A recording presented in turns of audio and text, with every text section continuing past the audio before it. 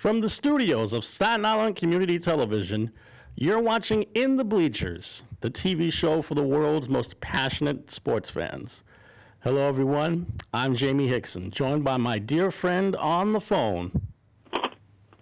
The hottest, baddest, still sexiest man on cable access TV. Protecting myself with a mask that goes over my nose. Not holding it like a chin strap or anything of that nature. Right. I'm not putting my shirt over my nose, but I want to let you know that all the ladies still love me. I wanted to ask you, the Mets finally went through with this deal, correct? They still have to get approval from all of the other owners, but it's pretty much close to a done deal that Steve Cohen is going to be the next owner of the Mets. Well, now I was reading an article that Bill de Blasio has to do with it, too, because the Mets don't own the land. The city owns the land. So they have to talk to him if he does get picked. Right. And the other suggestion, remember I was telling you about Van Fleet, Brody Van Wagner, that he's going to be gone? Brody Van Wagenen, yeah. It's not a guarantee that he's going to be gone, though. He's gone. He's gone. He's gone. I'm reading an article. It says here, he already Cohen, he already announced his first move will be to rehire Sandy Alderson and give him the title of team president. The second move could be to fire Brody Van Wagner, who replaced Alderson as general manager. Now, he hasn't done, you can look at it both ways.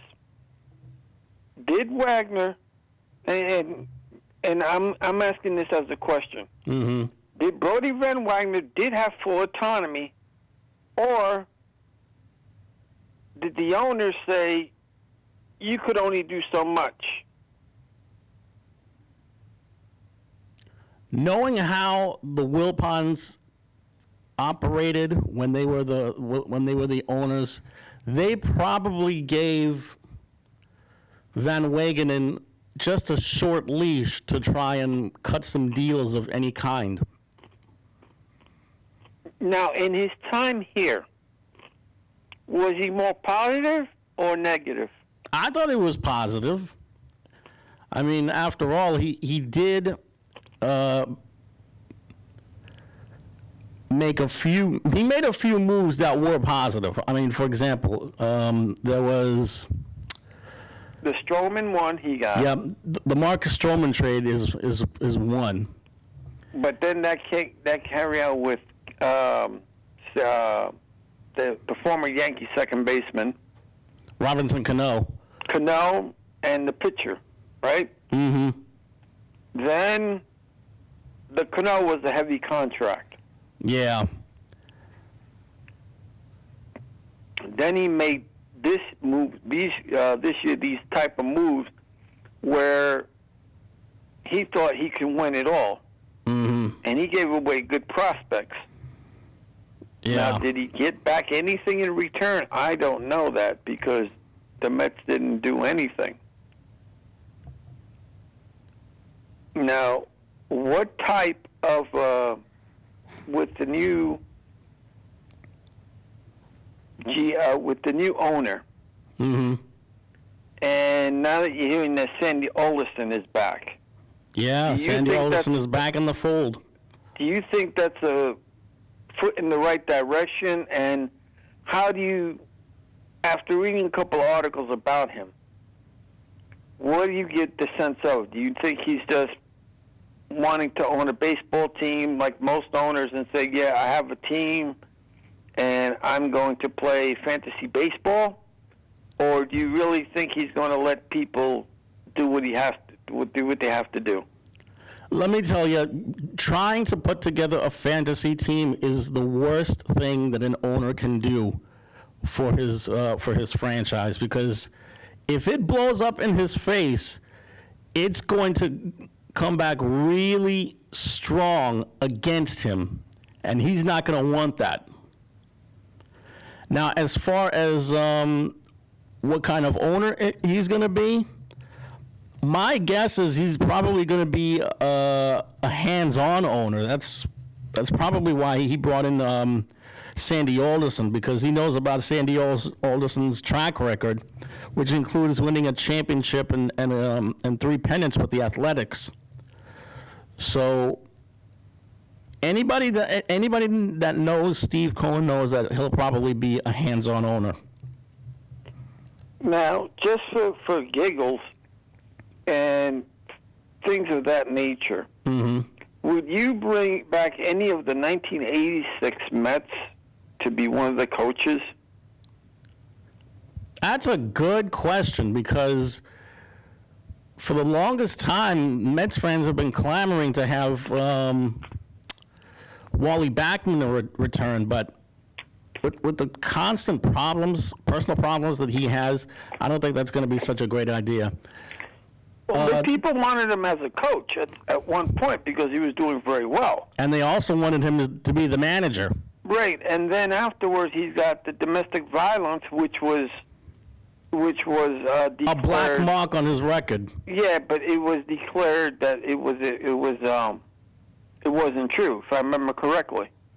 Mm-hmm. Because just when they were about to hire, something came up, and then they didn't want to touch him, so they left him in AAA or wherever he went to.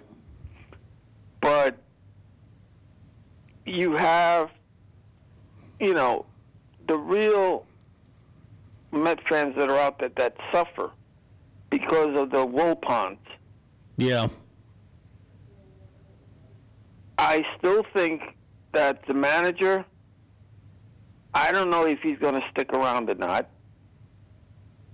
I think they're just going to get rid of everybody, the coach and the physical, the strengthening coach.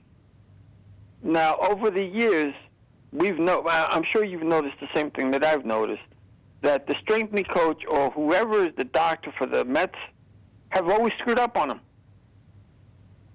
Yeah. Haven't you noticed that? That they've always played with an injury or they diagnosed it wrong. Mm-hmm. Have you noticed that with the Mets when it came to their physical? Yeah, I've seen that quite often. Grant Roberts, anybody? For those who may not be familiar, Grant Roberts was a pitcher for the Mets back in the early 2000s. And there was some discrepancies about a shoulder injury that he had. The Mets thought that it was nothing more than tendinitis, while Roberts thought he had a rotator cuff problem. So mere minutes before he was going to undergo surgery, the Mets called the doctor's office and put the kibosh on the surgery. And Grant Roberts was furious about the whole thing. As it turns out, Roberts wound up having the surgery anyway. But the way this whole thing was constructed was just an embarrassing mark on the Mets. And it just goes to show you exactly how incompetent they could be when it comes to their medical department. Oh, another one that I heard, and I'm always hearing that Keith Hernandez should be a manager or hitting coach. I think he's doing just fine as the color commentator. And he said it himself. At one point he wanted it, and then he goes, you know what? I like where I'm at. He's doing just fine, and so is Ron Darling. So when you think about it, the Mets did bring back pieces of their 86 team. It just so happens to be that they're in the broadcast booth. Yeah, but I wonder, because they had Mookie Wilson at one point coaching. Yeah, he was the first base coach on their pennant-winning team in 2000. Yeah, they had Ricky Henderson coaching. Now, as a coach, I think he would be good because he can teach people how to steal. That would be something, because stolen bases have been a real lost art in the game. It seems like the highest a person can steal and wind up leading the league in that category is maybe 30 to 35 bases. Yeah. Nobody wants to run the bases anymore. Nobody wants to move runners anymore. Nobody wants to draw walks. Nobody wants to do a bunt play. Nobody wants to do a sacrifice fly and drive in a runner from third. It's become a lost art. Yeah. It's not the sexy even thing stealing for home baseball has been fans. bad. Yeah, even stealing home. Bunting the guy from third and let him steal home. Or trying to take home on a bunt. I mean, you don't see small ball. Very, very little small ball we see anymore. And now with the DH, it's good for the hitters, but it's bad for the pitchers. Yeah. Because the National League pitchers the pitcher normally was an automatic out. The 8th and 9th batter was normally an automatic out. These pitchers cannot cut it at the plate. It's not like what it was way back in the day when you had Babe Ruth being a 350 hitter and also pitching a complete game shutout. I mean, you actually had some athletes that were pitchers that actually were very good hitters. Ron Guidry could play the field. Mm-hmm. There was a lot of pitchers that played different positions that were very good hitters at some point, but the way they protect them is by hitting them, by letting him hit in the opposite. So let's say if he's a lefty pitcher, I think he hit righty. Mm-hmm. I'm not sure about that one, but all I know is that the lost art of pitchers hitting is gone now because of DH. Now, with the coronavirus still exploding, do you think that the baseball season will be shortened next year? I certainly hope vaccine not. And so on. Because I was not happy with a 60-game season. I really hope that they do get back to 162 games. Okay. And I even hope that they allow some fans at the ballparks. Now, let me ask you, if they decide not 162, what do you think would be a good number? 120? How about 80? Half a season? If the pandemic hits the way they're saying that it's going to hit, I'd rather have a season, because if you have a short season, then anybody can make the playoffs. You really don't know who's going to make the playoffs, even though, let's say, the Dodgers right now, right? Mm-hmm. And they're doing fantastic right now. One game away from a title. Exactly, and Tommy Lasorda must be jumping up and jumping for joy. In his mind, yeah, but unfortunately, he's been confined to a wheelchair. Yeah, and I'm sorry to hear that, but he's always been Mr. Dodger. He's always been associated with the Dodgers. And he always will be. Always will be associated with the Dodgers. Now, and the biggest rival was always the Yankees. Now, going back to the Mets for a moment, because I know a shortened season would be good, considering what's happening around the world. But I think 80 would be okay, between 7 and 80 games, depending upon how they stretch it. And also, the Mets. Going back to the Mets for a moment. Right. Who do you see leaving? Who do you see staying? And do you see any big trades coming from them? What do you think they're going to do, if anything? As far as who's going to stay? Yeah, who do you think is the possibility of staying? Well, let's first discuss the usual suspects. Stroman? That's not necessarily a guarantee because he's been running his mouth quite a bit, saying that he's the best pitcher in free agency right now. And I'm not really sure that the Mets want to have such a chatterbox on their roster. I mean, if it were up to me, I would have him back next season, but the way he's been running his mouth, I'm not too sure that the Mets want to have a guy like him return to their roster next year.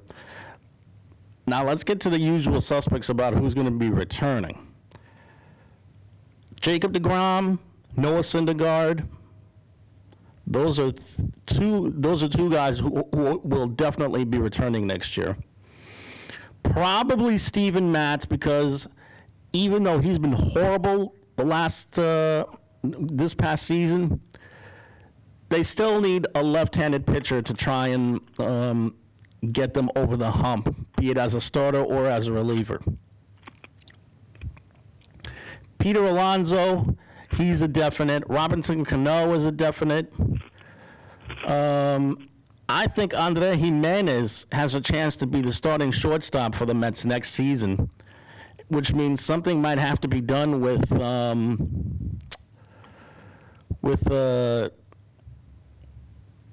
Ahmed Rosario. As far as the starting third baseman,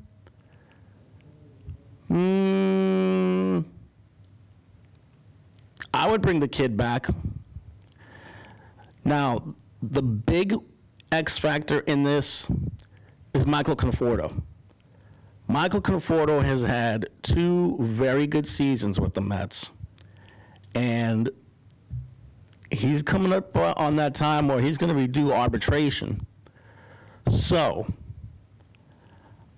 if I'm the Mets, I would probably give him not necessarily a deal that'll break the bank, but a more than fair offer that along the lines of maybe 5 years and $18 million a year. Sounds fair, right? Yeah, that sounds fair. I mean, it all depends what he's done. Yeah. You know, what has he done, and look at his record, and then you see how he's pitched. Yeah. If he's pitched, you know, and there was an error, or he's pitched really good games, even though he's lost them, but he's given you that type of pitching where he keeps you in the game. Right. That's something else to consider as well. And how many innings does he give you? Exactly right. You know, so it all depends how much his is worth. It all depends how you evaluate that pitches nowadays. Because right now, pitchers don't go past 7 innings. Not anymore. They don't even get past 6 innings anymore. Because they have specialties. Specialists now. Mm-hmm. Specialists. And, oh, did you hear the rumor, too? What's his name? The guy that used to coach the A's? Tony La Russa? Oh, Tony La Russa? Yeah, he may come back. Yeah, to be the manager of the White Sox, which was his first managing job. Do you think that would be a good fit for him, and is that team built for him? I would think so, because for one, Tony La Russa has won over 2,000 to 2,500 games for his career. He might be approaching 3,000 wins for his career. That's number one. Number two, Yeah. the White Sox made a really solid drive into the playoffs this season. I think they've gotten to that point where they could probably be a real contender and maybe challenge for a division title with some of the young players that they have. I think Tony La Russa would be very, very complimentary for that dugout sometime next season and beyond. Right. Now, Right. it all depends on what kind of contract that they can agree on. And also, how much longer does Tony want to manage? Because he's been out of the game for quite a few years now. And I'm not really sure that he might want to go longer than maybe a 5-year deal to try and manage the White Sox. Well, it all depends on physical health, how's his family doing, and also, does he have the drive to manage? You know, because there's a lot of managers out there that would love to manage until their 80s and 90s, you know, so because they know the baseball game is just that, look who they have to deal with. Mm-hmm. Funny you mentioned that, because one of the guys that managed in the playoffs just recently, Dusty Baker, he's 72, and he's still got that manager's bug. Yeah, exactly. Exactly. You know, it's not so much about age; it's about physicalness. You know, can you still perform mentally and physically? Mm-hmm. Can you still do it? You know, that's all it is. And can you talk to these players without having to stir the pot, and then they go, oh, he's too old to be in this game, da-da-da-da. Well, he can't communicate with the youngsters anymore. You know? At some point, there's got to be a middle ground. Mm-hmm. But, because look at the 80-something-year-old dude the Mets had. Oh, you mean Phil Reagan? Yeah. Yeah, that's a baseball lifer. Look at there. that. Look at him for a second. Look how, you know, age discrimination came upon him. And then when he started winning, oh, what a great mind. They forgot about age. Don't forget, Phil Reagan was a pitching coach on those Orioles teams that have long been known to have terrific pitchers in the past. In fact, I think he was a coach on those Oriole teams that made the playoffs in the late 90s, 1996 and 1997. Exactly. But, again, when he came, whether it was WFAN, ESPN, the podcast people, the newspapers, oh, you brought this old man, how is he going to communicate? And as soon as he started winning, they forgot about the age. Yeah. Oh, his experience is valuable to these youngsters. Uh-huh. Now you say his experience was valuable to the youngsters, but before you would knock him because he was something years old. Ridiculous. But going to the Yankees now for a moment. Right. You know, that's a big, you know, soup pot right there. Because do you get rid of Guillermo Stanton? Do you get rid of Sanchez and try to get the catcher that's a free agent? Because Guillermo Stanton hasn't really produced. You mean Giancarlo Stanton? Yeah, Giancarlo Stanton. He really hasn't produced. He's a fantastic hitter when he's able to do something, but he really hasn't done anything. Don't forget, he had a 59 home run season with the Marlins, so he can produce. That's the Marlins, but what has he done for the Yankees? He had a pretty solid season in 2018. But he's more getting hurt than he does, you know. That's my point. The last 2 years have been one trip to the ER after another for this guy. Exactly, and you know, and Sanchez too. If you think about it, he's a great hitter when he's on. But do you go and say, because there's a catcher out there that's supposed to be really good, do the Yankees go after him and then go, you know what? We're going to either give you a DH spot or we're going to trade you to get prospects. To answer your question on Stanton, even if the Yankees wanted to get rid of him, it's going to be downright impossible because he's got 7 years left on his contract. He's got a huge contract, yeah. A very untradeable contract. As far as Sanchez is concerned,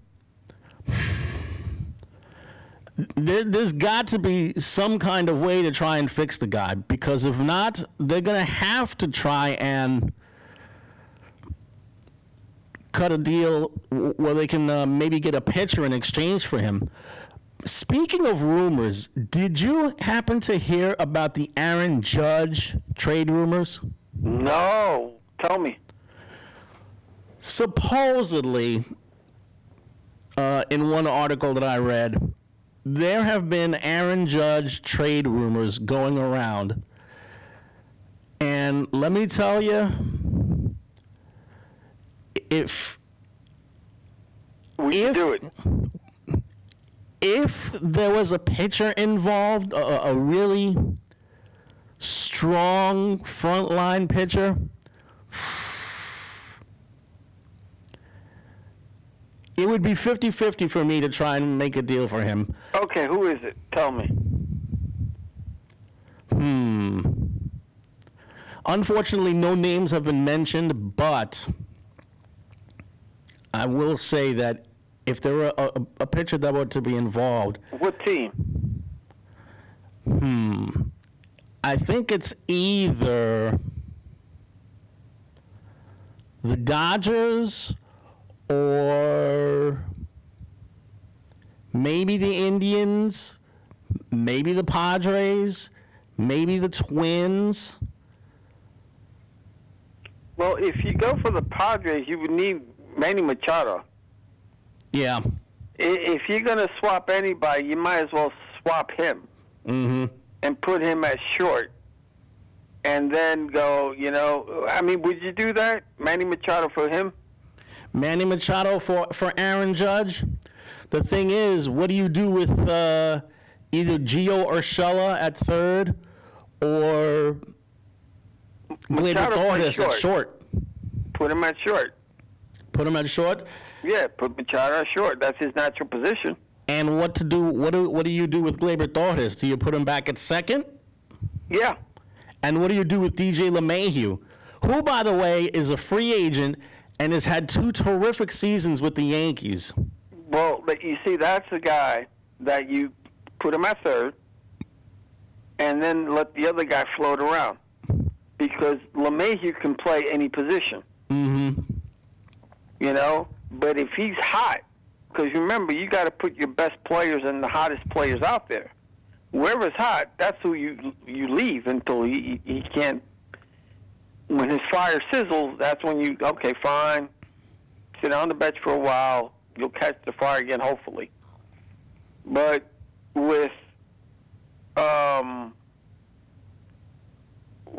Masahiro Tanaka leaving, James Paxton, Jay Happ, Yeah, those are 3 prime free agents right there. and then you got Clark Schmidt. Clark Schmidt, Davey Garcia, too. Yeah, and Alberto Abreu. And Keep in mind, there are still some holdovers that the Yankees have that no one has considered. One He's is a Domingo pitcher that- Germán, who's finally off his suspension. And another is Luis Severino. well, Severino, they may come back, but the other guy, because of the domestic violence and everything else, again, it's one of those things where if you beat it in court, you're still suspended. Yeah. And if you beat it in court, then you should not be suspended because you've already proven, And since we rely on the court so much that we're saying whatever the court says, that's what they have to do. Now, public opinion is different. Public opinion will always say, you know what, you're a convict, that's it, you're done, that's all we see you as. And some people change their lives, and some people don't. But then, you in their mindset, if something goes wrong, that's it. You're the guy to blame. Yeah. Now, when you have somebody like him coming back, then you have the protesters. Why are you going to bring that man back? Blah, blah, blah. The man's got to make a living, and he was, acquitted, So this is my whole point, whether you like it or not. Because there are some some things that you're going, why did that cop get off? Why do these bad cops get off so badly? Like George Floyd, one of them is going to jail. Everybody else is like, do. And I'm going, but then when it comes to civil cases, that's when they rack up the money. That's when the family says, we're going to get you civil, and then the problem is that we, the taxpayers, pay for those things. For every civil case that they have out there, we're paying for that. But with his case, I mean, there's a lot of cases out there, and I don't think they're bringing that dude back. If they do, he's gonna have to act very quiet, take the lumps, and the Yankees are gonna have to go, you know what? This man's changed. They're gonna have to do a nice PR move on him, and he's gonna have. And if he pitches well, yeah, then everything else will go away. Yeah, what made this thing not necessarily complicated, but stuck a craw in a lot of Yankee fans was the fact that he was pitching terrific baseball at the time of his suspension. And yeah, so, you give him a try, and whatever happens, happens, But do you think they'll go? I mean, there's about 3 teams that want that guy, that free agent. You mean Corey Kluber? Yeah. Where do you think he'll land? Where do I think he'll land? Mm-hmm. Well, there's always the possibility of him landing on the Yankees. And let me tell you. Does he like playing here, though? That's the thing. I think he's got quite a few reasons why he'll be able to like pitching in New York. Because, for one, Garrett Cole is here. And Garrett Cole was one of his best friends going back to their college days at UCLA. Right. And another, Corey Kluber may not command a big fat contract. He might actually accept a lesser deal just to go anywhere. Right. And that's a big advantage for the Yankees because that means they don't have to spend that much. But the place where I see him as the best fit might be on the Mets. You put him on the Mets with DeGrom and Syndergaard, that is a dangerous trio. Oh, and also David Peterson. You put him in there with DeGrom and Syndergaard and David Peterson, that is a more than complimentary foursome that could really give a lot of opposing batting orders a lot of problems. Where do you think Stroman goes, and where do you think Didi Gregorius goes? Does he go back to the Yankees?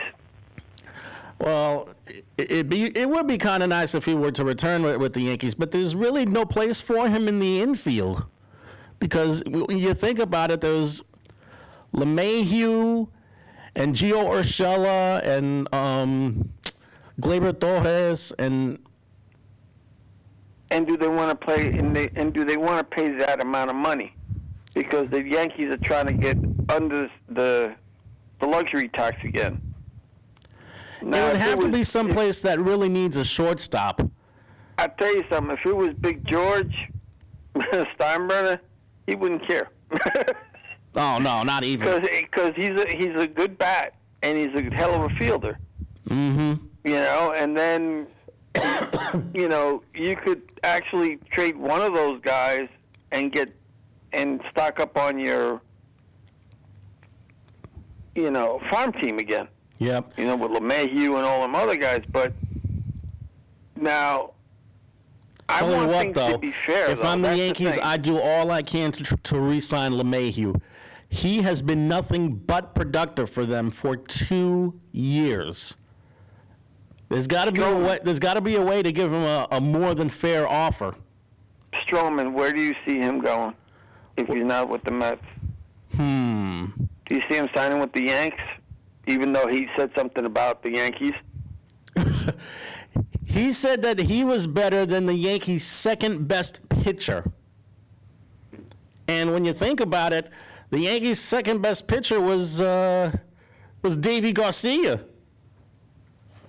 Well, which is not necessarily false. all I know is that if you go, But I would see him on the Yankees, yeah. if you play with the Yankees, you know they have a hell of a lineup. Yeah. That's one thing about the Yankees, that they can say, listen, if you want to play for this team, look at the bats behind you. So they can go in a case and go in strong and go, hey, listen, this is what you have behind you. It'll probably be a little bit easy for you. You may not have to struggle much but the Yankee bats haven't been batting lately for the past 2 or 3 years. I mean, there have been, players here, players there, players, do sparks, but you really haven't seen the Yankee lineup that you would like to see, that you would see on paper. Mm-hmm. You haven't seen that lineup yet, and you're salivating for it. You want to see this damn line just go, you know what, this 1 year, bang, let's all hit it. You know what the Yankees' main problem is? What? They're not built for a playoff drive. They're only built for the regular season. They can get through a regular season with a playoff berth clinched, but somehow they cannot get past the rigors of a really tough postseason series. That's Now, been is their that problem because of ever since hitting, they or is won that their because of last title pitching? in 2009. Is that because of hitting, or is that because of pitching? It's pitching. I haven't seen one single guy, except maybe for Garrett Cole, come up with a really big out in a really big spot, or give the Yankees some length in a big spot. I tell you this. I'm telling you, if you're one of those pitchers that want to win, this is. I mean, how many teams out there are built to win right now, besides the Yankees, in the American League? In the American League? Right. Well, Three? Tampa's definitely built to win now, and they're Okay. doing it with guys that are not even superstars. Yeah, but Tampa is a hit or miss thing, because Tampa, once they hit a certain plateau, they reconstruct everything because they can't afford the players. Yeah, but one Just thing, like the Marlins. But one thing always remains the same with them: pitching. True, every 3 years they always get. You have to wait for them for about 2 years or 3 years before they actually become a good team again. Mm-hmm. But which team? But what? Okay, Tampa, Yankees, and who else do you think? That's right. Maybe Boston, maybe Cleveland. Cleveland. Maybe How about Boston? Cleveland. I say maybe because their pitching always seems to get them really, really close to the promised land. Another Twins? team might be Minnesota, also because of their pitching. Plus, they had a big bopper in Nelson Cruz who was able to get the big hit when they were supposed to. Exactly. Also Oakland. Oakland has been built on both pitching and a really solid batting order that can really scare teams. Right. So you would say that there's more winning teams, or not that many winning teams out there? I think that there are maybe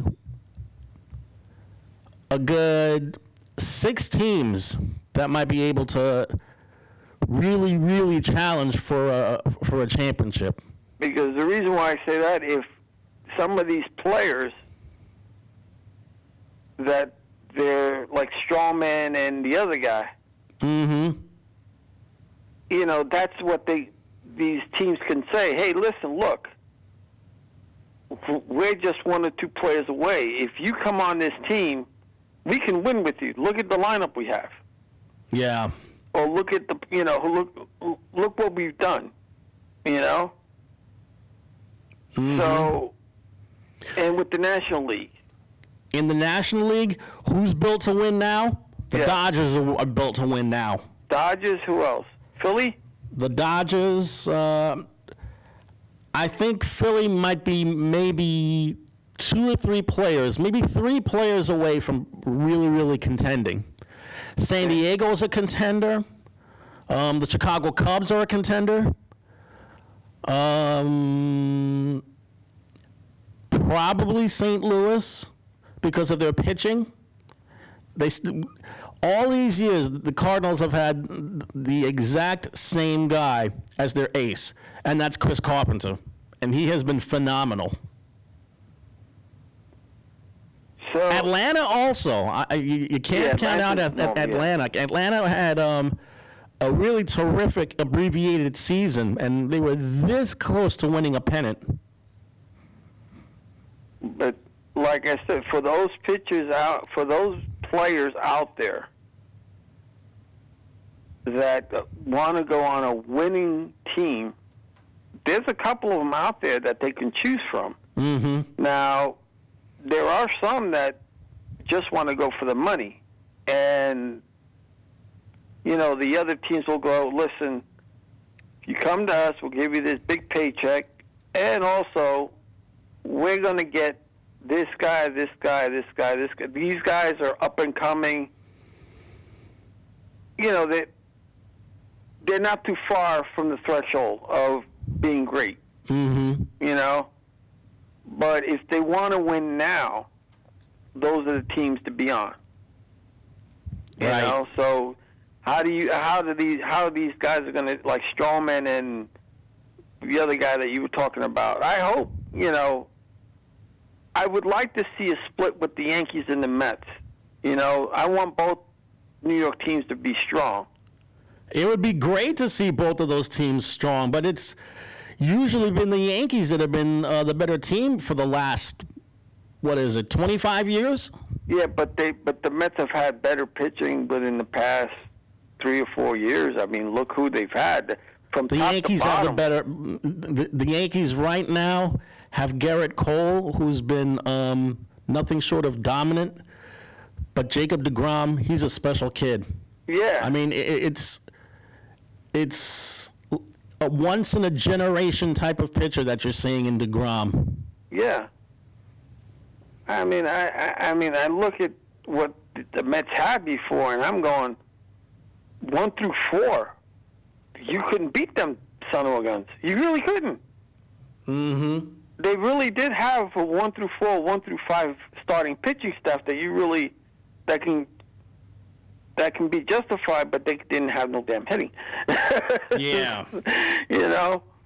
But it's tough. It's tough. Now, 2 coaches may leave from the New York Yankees. One may be going to the Boston Red Sox. Really? Yes. You got a name? Hold on. 5. No, hold on. I just seen it.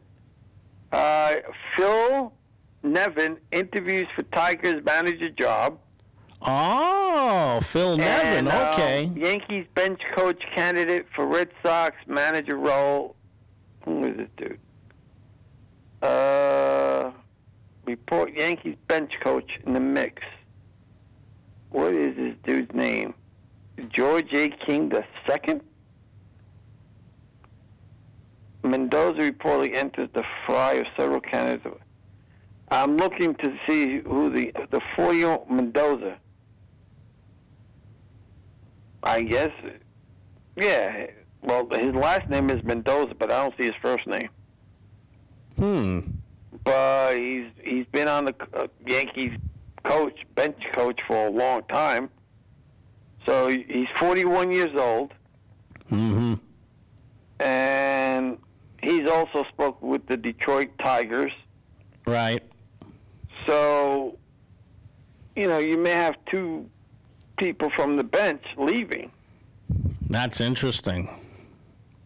I wonder if the Yankees will consider maybe getting somebody from their championship years to be a part of their coaching staff. Well, it would be nice. It really would be nice. Let's say I mean, Mariano is doing commentating for the Spanish sports. I see. If He's I probably doing remember commentary correctly. for the World Series. Right, and Derek Jeter is getting Jorge Posada, I think. Really? I may be wrong on that one. I'm not sure, but I'm just going by, when the Yankees had Chris Chambliss at first base, coaching first or coaching third, or when they had Greg Nettles. Mm-hmm. It was nice to see. It was. Because they still have it, and they still have. Hey, have you heard of Righetti doing anything? Dave Righetti? Yeah. Well, Righetti spent many years as the pitching coach for the San Francisco Giants. Now, whether he's still with San Francisco, I'm not really sure. But he had a very, very nice, attractive job not too far from his hometown in Northern California, coaching the Giants. I wanted to ask you, switching. What do you think of the articles that I sent you about the New York Knicks? Well, let me put it this way. Russell Westbrook, Chris Paul, Jesus, God, I would not do it. Let me put it this way. Okay. One would have to be a salary cap geek to try and cut a deal for Chris Paul and fit him under the Knicks cap. They do have the money. Chris Paul is also making $85.6 million the next 2 years. Do they honestly think that they can fit all of that money under one slot? I don't think so. They had two max contracts. They could sign two people to two max contract at the time. Speaking of max contracts, one of those articles involved which max contract that each NBA team should get rid of.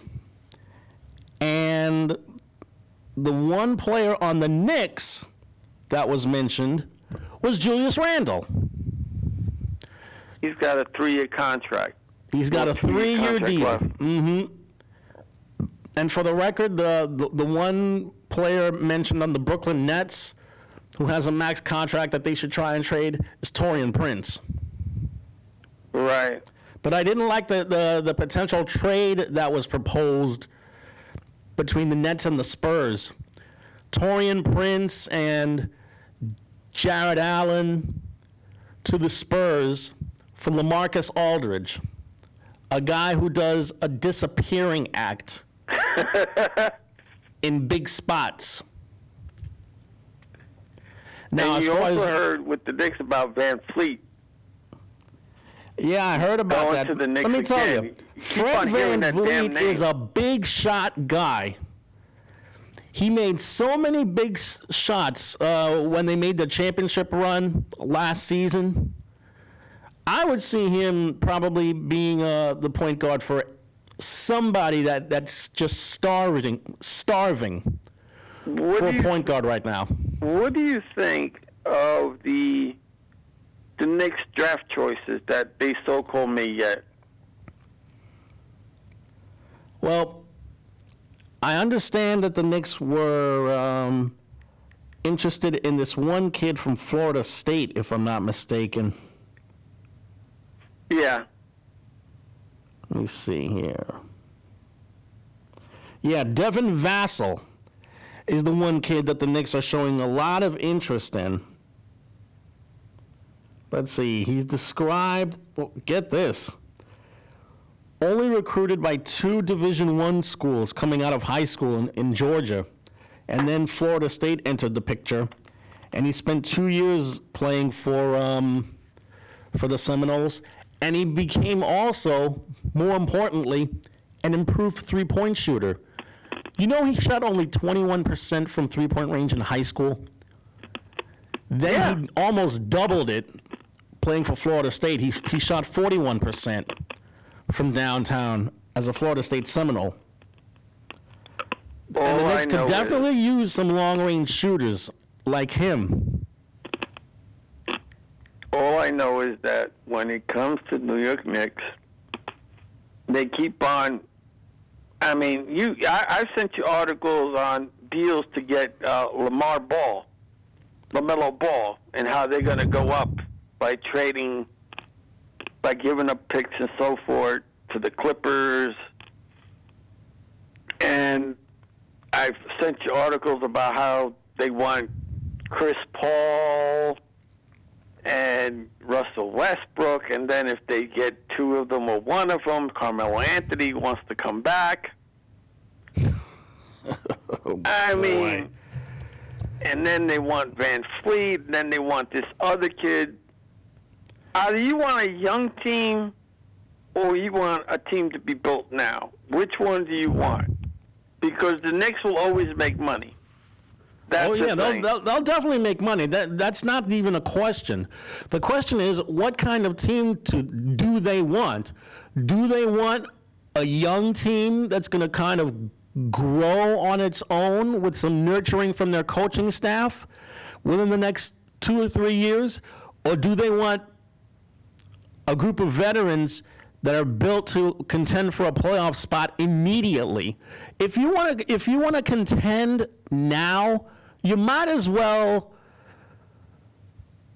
try and get some veterans on there, especially those that have been through the wars. Guys like Paul, him and his ridiculous contract.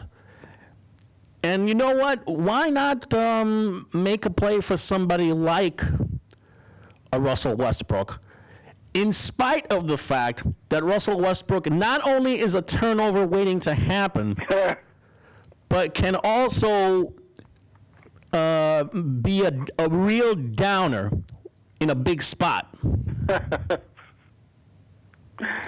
He's a triple-double waiting to happen, but, man, you got to be careful with him when it comes to crunch time, because sometimes he doesn't really come through in crunch time.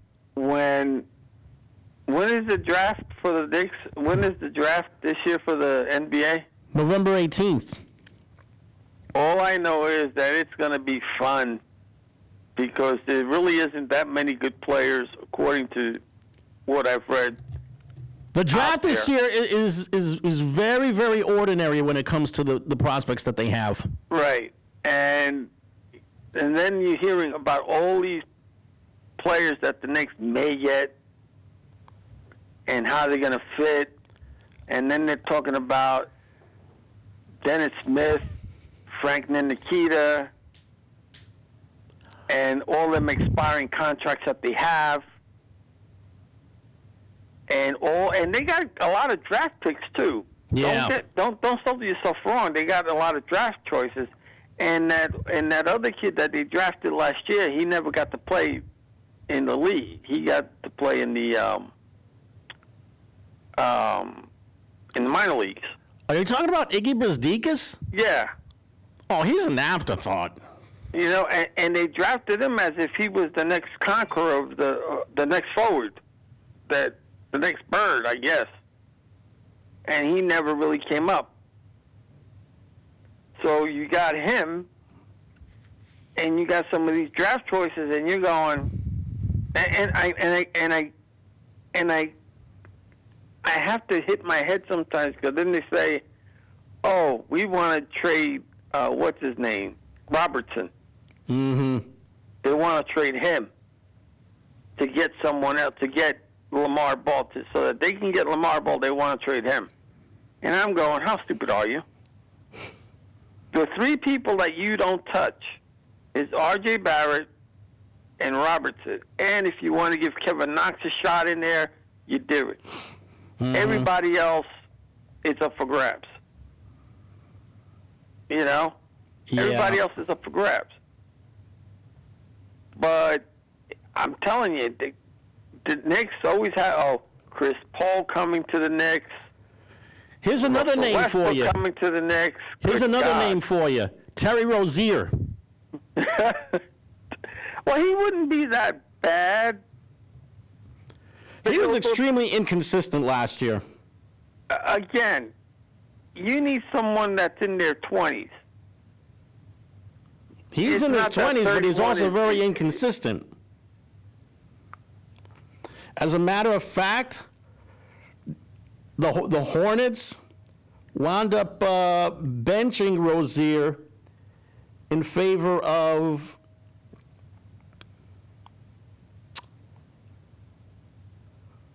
one of their younger players during a long stretch this past season.